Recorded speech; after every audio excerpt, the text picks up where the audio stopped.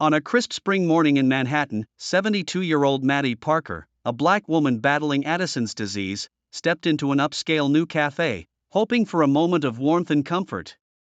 Her frail hands trembled slightly as she clutched her purse, waiting for her medication to take effect. She had ordered a simple snack, just enough to sustain her, but what awaited her was far from the hospitality she expected. The cafe's owner, James Whitaker, an arrogant man with little patience for those he deemed unworthy of his establishment, narrowed his eyes the moment he saw Maddie. His lips curled in distaste as he strode over, his voice sharp and unforgiving. "You don't belong here," he sneered. Maddie, taken aback, tried to explain that she only wanted a warm place to sit while she took her medication. But Whitaker wasn't interested in explanations. His disdain turned into open hostility as he snatched her plate, tossing it aside with a clatter. A murmur of discomfort rippled through the cafe, but no one dared to intervene. Then, in a moment as shocking as it was cruel, Whitaker grabbed a cup of hot water and flung it toward Maddie. She gasped, jerking back as the scalding liquid splashed onto her trembling hands. The pain was sharp, but even worse was the humiliation. Her medication, now ruined, lay soaked on the table along with a crushed tart he had thrown at her. "Get out," Whitaker spat, his voice dripping with contempt. Tears welled in Maddie's eyes, but she refused to let them fall. She had faced discrimination before, but this public degradation cut deeper than she could have imagined. As she struggled to gather herself, a voice rose from the crowd. "Enough!" A hush fell over the cafe. The voice belonged to none other than Hollywood actor Johnny Depp, who had been sitting unnoticed in the corner, watching the horror unfold. He stood, his expression a mixture of disbelief and quiet fury.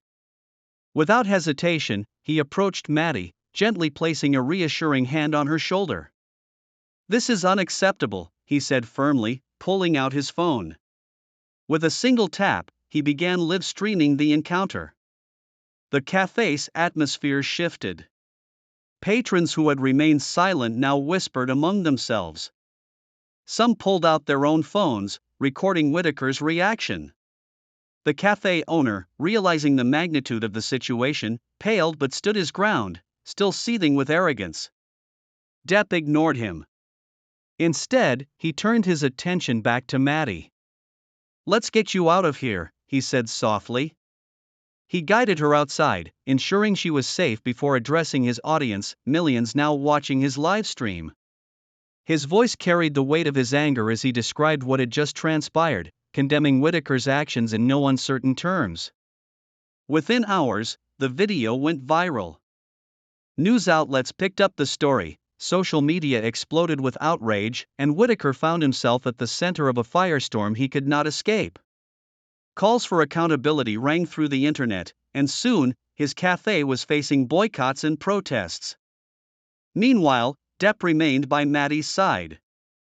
He ensured she received her medication, offered financial assistance, and made certain she felt safe. But beyond that, he gave her something she had almost lost that morning, her dignity. When Maddie finally returned home, her grandson Michael was waiting. He listened as she recounted the ordeal, his young face a mixture of sadness and admiration. "You didn't deserve that, Grandma," he said, his voice tight with emotion. "No one does," Maddie replied, taking his hand. "But sometimes, kindness appears where you least expect it." That day, Maddie was reminded of something powerful, that even in moments of cruelty, there are those who will stand up for what is right. And as for Johnny Depp, his actions went beyond a celebrity's good deed. He ignited a conversation, one that demanded change, one that insisted on justice. And in that, Maddie found hope.